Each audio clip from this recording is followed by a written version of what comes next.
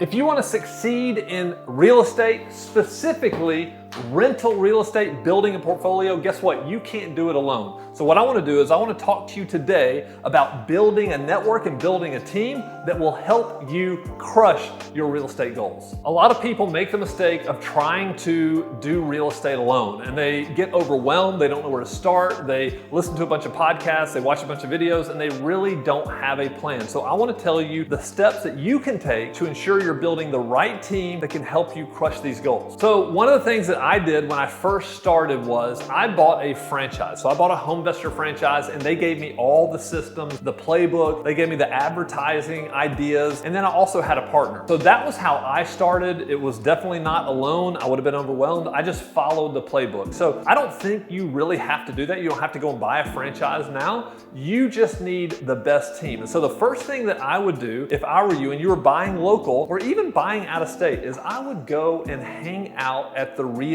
meeting. I would get to know the investors, and the way you'll find them is all the experienced investors are usually at the back of the room. They're not sitting in the chairs at the front, they're in the back. I would go and introduce myself, I would talk to them. There are a lot of great real estate investors in probably every single city that want to share what they know with other investors who are up and coming. I know that I learned from a lot of them, and then I also in turn helped other real estate investors who were coming up. And I think that's probably the first thing, is just go to a REIA and get to know the local investors. The next thing that you can do is, once you have gotten some ideas about the market and the area and the type of real estate investing you want to do, is you can start to look at properties. Now, to do this, you're either going to need a wholesaler who's feeding you deals, or you're going to need a great investor-friendly real estate agent. And what you want to do is you have this funnel, and as long as you know the types of properties you're going to look for, so this is all about setting your buy box, you know exactly what you're looking for. You want to put as many properties in the top of that funnel and bring them down through that funnel so that you know what a bad deal is and you know what a good deal is. This is going to be really, really important. And then you're going to need this agent or some other people to tell you, is it a good deal or not?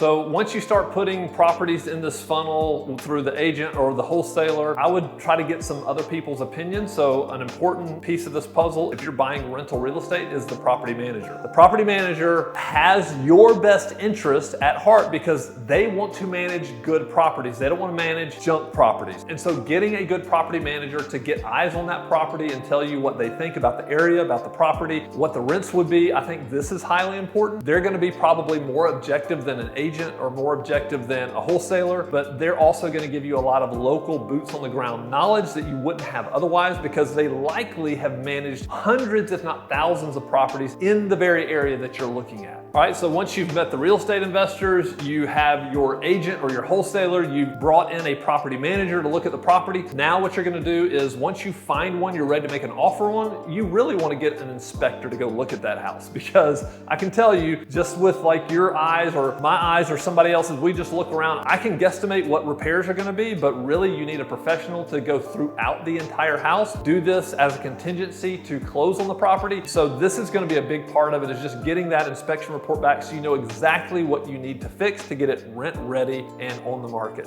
So once you've started narrowing those properties down to the one that you've made an offer on, you've had an inspection on it, it looks good, your offer is in, it's been accepted, then what you need to do is you need to find a contractor to do the work that needs to be done. If you're using a property manager, they're likely going to use their vendors, or they might have in-house people that do all the rehab. That's what we have here at Evernest, but you want to make sure that you have somebody that you can trust doing those repairs, and also for repairs and maintenance down the road. So those are really all the pieces. Of course, you're going to have an attorney to close and those types of things. Yes, you need a CPA, I get that, but really when it comes to the property, you need an investor-friendly agent or wholesaler feeding you deals. You need other real estate investors who are giving you good ideas about the market. Then you need a property manager to give you the truth about the rental, the pricing, all of that. And then you need an inspector. And then ultimately you need a contractor to fix it up and get it on the market. So to me, those are the most important pieces that you can use to crush your goals. And remember, this is a long-term deal. This is not, hey, I'm gonna buy 10 or 15 houses and do this in 6 months and just crush it. No, this is a long-term process, but it's really a get-rich-slow game with rental real estate, but it'll be worth it. And if we can ever help you, reach out to us, evernest.co, or sales@evernest.co is our email address. We'd love to talk to you. And then if you want to like and subscribe to our channel, we'll send you more real estate investor videos just like this.